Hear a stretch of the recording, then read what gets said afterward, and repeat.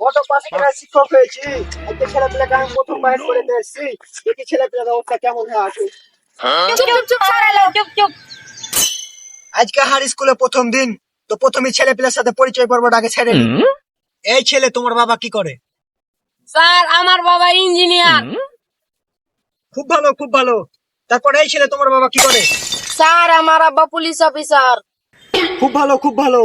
একজনের বাপ police officer, আরেকজনের বাপ ইঞ্জিনিয়ার। যাই হোক, আমি আবার অটো পাস মাস্টার। এরা মনে খুব শিক্ষিত, এদেরকে পড়ে খুব মজা হবে। স্যার আমাকে জিজ্ঞেস করলেন না আর বাবা যে 5টা মুদিখানা দোকান আছে। এই ছেলে, তুমি চুপ। আর তোমরা কি পড়তে পছন্দ করো তাড়াতাড়ি আমাকে বলো। কি করবো কি করবো? স্যারকে কহ যে আমরা ইংলিশ পারি না, তো ইংলিশ প্রাইভেট পড়বো। হ্যাঁ হ্যাঁ স্যার আমরা ইংলিশ করবো, ইংলিশ করবো। ইস, ছেলেগুলা কি শিক্ষিত! প্রথম দিন আমি স্কুলে এসেছি আর প্রথম দিনই বলছি ইংরেজি পড়বো। আচ্ছা, এই ছেলে, তোমরা বলো তো স্ট্যান্ড আপ মানে কি?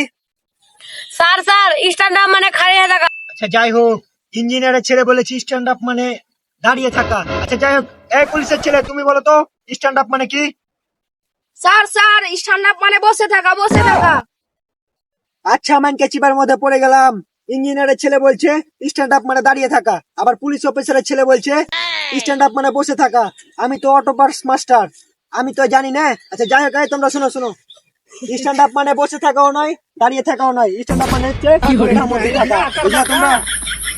জি স্যার, জি স্যার, জি স্যার।